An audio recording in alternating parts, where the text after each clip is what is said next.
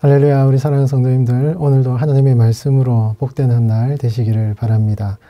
오늘은 다윗의 아들들 중에 암논, 길르압, 아도니아에 대해서 말씀을 살펴보려고 합니다. 저는 그와 관련해서 역대상 3장 1절에서 9절 말씀을 한번 선택해 보았습니다. 하나님의 말씀을 제가 봉독해 드리겠습니다.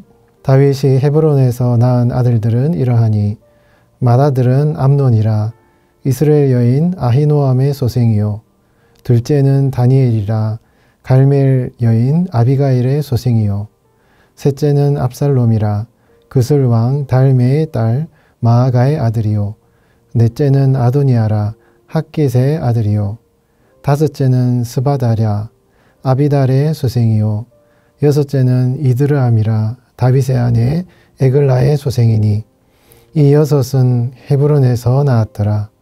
다윗이 거기서 7년 6개월 다스렸고 또 예루살렘에서 33년 다스렸으며 예루살렘에서 그가 낳은 아들들은 이러하니 시므아와 소밥과 나단과 솔로몬 네 사람은 다 암미엘의 딸 바스아의 소생이요 또 이팔과 엘리사마와 엘리벨렛과 노가와 네벡과 야비아와 엘리사마와 엘랴다와 엘리벨렛 9사람은 다 다윗의 아들이요 그들의 누이는 다말이며 이 외에 또 소실의 아들들이 있었더라. 아멘.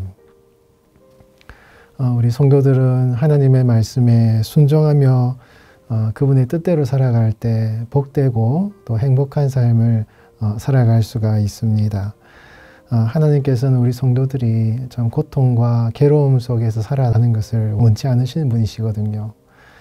어느 부모가 자녀들이 좀 고생하는 것을 원하는 부모가 누가 있겠습니까? 하나님 아버지께서도 마찬가지이신 것이죠. 우리 하나님의 자녀된 성도들이 하나님의 뜻 가운데 살아감으로 복되게 평안하게 살아가기를 하나님 원하신다라는 것입니다.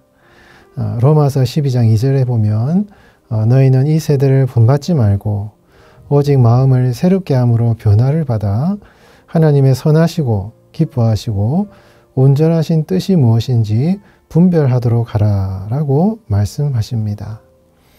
하나님의 뜻대로 그 말씀대로 순종하며 살아가는 삶이 가장 복되고 평안한 삶이다라는 것이죠. 우리 성도들이 이 세대를 본받을 때, 이 세상의 가치관과 원칙에 따라 살아갈 때 성도들의 삶은 참 어렵고 힘든 그런 삶을 살아갈 수밖에 없다라는 것입니다. 우리 성도들이 흔히 오해하기가 쉽다라는 것이죠. 하나님의 뜻대로 살아가게 되면은 나의 것을 많이 희생해야 되고 내 것을 많이 포기해야 된다라고 오해하기 쉽습니다. 어떤 경우에는 때로는 그런 경우도 있겠죠. 그러나 대부분의 경우에는 하나님께서 우리 성도들이 주님의 뜻대로 살아가기를 원하시는 이유가 그런 삶이 가장 복되고 평안한 삶이 되기 때문인 것입니다. 여러분 굉장히 위험한 천길 낭떠러지의 좁은 길을 걸어간다고 하면 상상을 해보시죠. 그 길이 나 있는 대로 그대로 가야지 안전하게 목적지에 도착할 수 있지 않습니까? 만약에 조금이라도 그 길을 벗어나면 천길 낭떠러지로 떨어지지 않겠습니까? 그와 같이 이 험한 세상을 성도들이 살아갈 때 하나님의 말씀대로 인도하시는 대로 쭉 걸어가야 세상에 빠지지 않고 평안하게 안전하게 살아갈 수 있다라는 것입니다. 우리 사랑하는 성도 여러분, 날마다 하나님의 말씀 묵상하고 읽고 그 말씀을 가까이 하면서 하나님의 뜻대로 주님의 말씀대로 순종하며 살아가심으로 하나님이 예비하신 가장 복된 삶, 평안한 삶을 살아가시는 여러분들이 되시기를 바랍니다. 여러분, 다윗은 하나님이 택한 왕이죠. 그리고 솔로몬도 다윗을 이어서 하나님께서 세우신 왕이신 것입니다. 두 사람이 왕이 되는 것은 하나님의 뜻이었거든요. 다윗의 아들들은 이러한 하나님의 섭리와 뜻을 분별할 수 있었어야 하는 것입니다. 그런데 다윗의 아들들 중에 몇몇은 그 하나님의 섭리와 뜻을 거부하고 자신이 왕이 되려고 했기 때문에 결국 멸망의 길을 가게 되었다라는 것이죠. 암논이 그러했고 압살롬, 아도니아 이 왕들이 이제 이 다윗의 자녀들이 공동적으로 그렇게 하나님의 뜻을 분별하지 못하고 멸망의 길을 간 그런 사람들의 모습이었다라는 것입니다. 스스로 왕이 되려는 어리석은 행동을 함으로써 하나님의 뜻을 분별하지 못하고 멸망의 길을 갔던 그런 사람들의 신뢰를 다윗의 자녀들이 보여주고 있다라는 것이죠. 성경에서 오늘 본문 말씀에 나오고 있는 이 역대상 3장에 있는 다윗의 자녀들에 대한 언급은 다윗이 헤브론에서 낳은 자녀들과 예루살렘에서 낳은 자녀들을 모두 다 언급을 하고 있습니다. 다윗의 자녀들을 성경에서 언급할 때 헤브론에서 낳은 자녀들은 사무엘하 3장에 나오고 예루살렘에서 낳은 자녀들은 사무엘하 5장에서 나오는데 오늘 본문에는 두 곳에서 자녀들의 이름이 다 나오고 있는 본문이 오늘 본문인 것입니다. 1절에서 4절까지는 헤브론에서 낳은 다윗의 자녀들, 5절에서 9절까지는 예루살렘에서 낳은 자녀들에 대해서 언급하고 있는데요. 성경에 많은 인물들이 나오고 있지만 그 인물들에 대한 이야기들이 많이 나오고 있는 인물들도 있고 때로는 어떤 인물들은 사람의 이름들만 나오고 있는 그런 이제 인물도 있다라는 것이죠. 다윗의 자녀들 중에 첫째 아들 암논, 그리고 셋째 아들 압살롬, 그리고 넷째 아들 아도니아는 성경에서 그 스토리들이 지금 자세하게 나오고 있는 그런 이제 아들들이 되고요.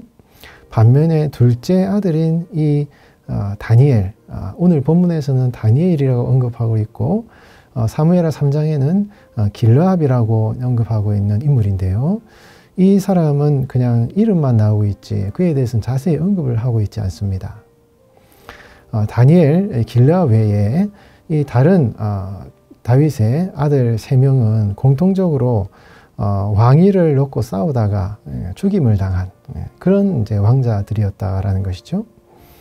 그러나 다니엘, 길르압이라는 이 다윗의 아들은 언급이 잘 되지 않고 있고 다만 그는 지혜로운 여인 아비가일, 즉 원래 나발의 아내였던 아비가일로에게서 낳은 자녀다라는 정보만 성경이 제공해 주고 있다라는 것입니다. 그렇다면 이 다니엘, 길르압이라는 이 인물이 어떤 사람이었길래 성경이 자세히 언급을 하고 있지 않고 또 이 인물에 대해서 우리가 어떻게 이해를 해야 될까 한번 생각을 해 볼 필요가 있다라는 것입니다.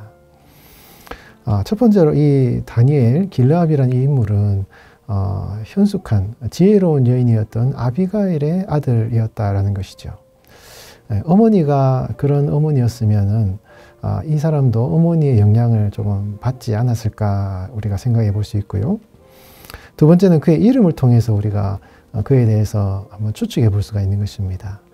이 길르압이라는 이 말 자체가 칼라라는 히브리어 단어와 아브라는 이 단어가 합성되어서 되었다라고 주장하는 분들이 있습니다. 이 칼라라는 이 말이 억제하다, 제한하다 이런 의미를 가지고 있고요. 아브라는 말은 아버지라는 의미입니다. 아마 이것이 길르압이라는 이름을 이렇게 분석할 때 이 다윗 아버지의 어떤 그런 그 모습을 보면서 길르압이 상당히 자신의 삶을 이제 억제하고 왕자의 어떤 다툼 가운데 자신이 나아가지 않고 스스로 자신을 절제하는 아마 그러한 인물이었지 않았을까라고 우리가 상상을 해볼 수 있다는 것입니다. 어떤 사람은 이 길르압이란 말이 히브리어 단어 야콜이라는 단어와 아브라는 단어의 합성어라고 보기도 합니다. 어떤 분들은 갈렙 족속과 관련이 있다라고 주장을 하기도 하고요. 70인역은 이 길르압이란 인물을 달루이아라고 번역을 하고 있습니다. 상당히 이 말의 이 이름의 의미가 무엇인지 분명하게 해석하기가 어려운 그런 측면이 많이 있습니다. 그러나 중요한 것은 이 다니엘, 이 길르압이란 인물은 자신의 그 형이나 동생들처럼 왕자의 그 왕권 다툼에 싸움에 있었던 사람이 아니었고 일찍 이렇게 죽었을 수도 있는 그런 이제 인물이라고 하는 사람도 있고요. 이 왕자의 어떤 왕위 다툼의 싸움에 이제 죽음을 당하지 않은 인물이었고, 그의 이름이 다니엘이라는 이름을 가지고 있다라는 것을 볼 때, 이 길르압 다니엘이라는 이 인물은 상당히 그 세속적인 싸움에 빠지지 않고 뭔가 거기에서 벗어나서 자신의 삶을 지켜나갔던 어머니 아비가일처럼 어떤 지혜로운 행동을 했던 그런 사람이 아닌가라고 우리는 한번 추측을 해 볼 수 있다는 것입니다. 여러분, 다니엘에 대해서 잘 아시지 않습니까? 다니엘이라는 이름 자체가 하나님은 나의 심판관이시다 하는 그런 뜻이거든요. 다니엘의 삶 자체가 참 많은 왕권이 바뀜에도 불구하고 하나님께 그의 삶을 맡겨드림으로 자신의 거룩함을 지켜나간 이 다니엘의 삶을 우리가 기억할 수 있고, 어떻게 보면 이 다윗의 둘째 아들이었던 이 길르압, 이 다니엘도 그런 삶을 살아가지 않았을까 우리가 한번 상상을 해 볼 수 있다라는 것입니다. 여러분, 우리가 다니엘, 길르압이 어떠한 인생을 살아갔는지는 우리가 알 수 없지만 분명한 것은 하나님의 뜻을 분별하지 못하고 자신이 왕이 되려고 했던 다윗의 아들들은 다 죽임을 당했지만 그는 그러한 인생을 살아가지 않았다라는 것을 알게 되었고, 동시에 오늘날 우리 성도들도 이 세상을 살아가면서 하나님의 뜻이 무엇인지를 제대로 분별하는 성도의 삶을 살아갈 때 다윗의 다른 아들들처럼 그렇게 하나님의 뜻을 알지 못하고 멸망하는 그런 삶이 아니라 자신을 지키고 하나님의 거룩하신 뜻대로 살아가는 그런 성도의 삶을 통해서 안전한, 평안한 하나님의 뜻대로 나아가는 그런 삶을 살아갈 수 있다라는 것을 우리는 이 본문을 통해서 교훈을 얻을 수 있다라는 것입니다. 사랑하는 우리 성도 여러분, 우리 성도들은요, 하나님의 뜻대로 살아가야 되거든요. 오늘 여러분 하루를 살아가시면서 오늘 하루가 주님의 말씀대로 살아가는 삶이 되게 하시고 주님의 뜻에 순종하는 삶을 살아가게 해달라고 기도하시는, 그리고 그렇게 살아가시는 여러분들의 삶이 되시길 바랍니다. 여러분, 주님의 말씀대로 주님의 뜻대로 살아가는 삶이 성도에게는 가장 안전한 삶이거든요. 그것이 가장 복된 삶이거든요. 그것이 가장 평안한 삶이 되는 것입니다. 이 험한 세상, 여러분, 주님의 말씀의 길, 주님의 진리의 길이야말로 우리 성도들이 걸어가야 할 바른 길, 평안한 길이라는 것을 여러분 꼭 기억하시고, 오늘도 하루를 살아가시면서 하나님, 주님의 말씀대로 주님의 뜻대로 순종하는 삶을 살아가길 원합니다. 도와주세요. 기도하시는 오늘 한날이 되시기를 예수님의 이름으로 축원드리겠습니다. 같이 한번 기도하겠습니다. 하나님 아버지, 험한 이 세상을 살아가면서 진리 대신 하나님의 말씀대로만 살아가게 하여 주시옵소서. 그 길이 가장 안전하고 복된 길임을 믿습니다.